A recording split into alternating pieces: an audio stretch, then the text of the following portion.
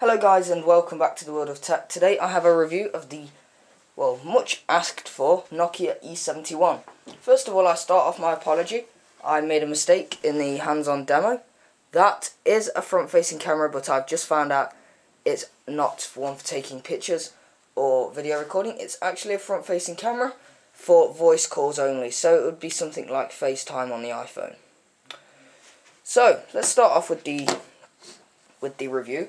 So the Nokia E71 is going to run you about £150 or £15 on a 2-year contract. So obviously in the hands-on demo, if you've not seen it, there'll be a link in the corner to that. So I did go over the keypad, and as you know, the keypad, I liked it. It was alright, but it was just a bit too spaced together, and I don't like the fact that the numbers are all cramped into three rows of 3 buttons. So let's actually have a quick look at the hardware. The hardware will remind you similar to a BlackBerry. If you click the home button, you have communication, office, log, connectivity, tools, media, installation. If we go into media, show you the camera. So I don't know if you'll be able to get the real quality of this camera. So it's 3.2 megapixel. The zoom's not fantastic on that.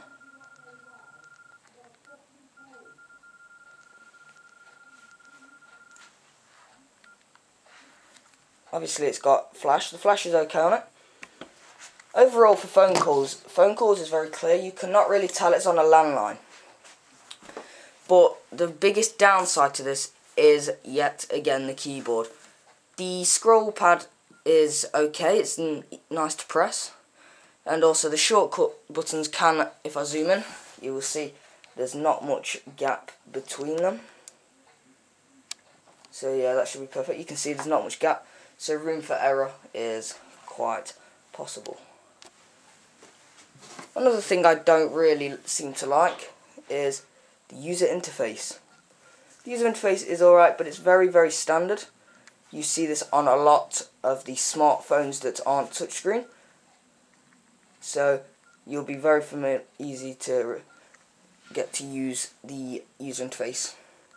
It's got a few nice features: radio, podcasting, gallery as well.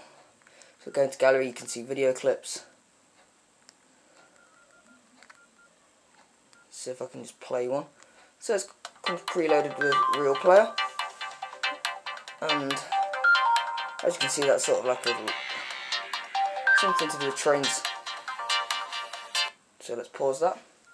So overall, as an internet device, it's good for internet. It's okay, but obviously in the internet you're using the very, very cramped keyboard, so there's going to be downsides when internet browsing. Obviously it's nowhere near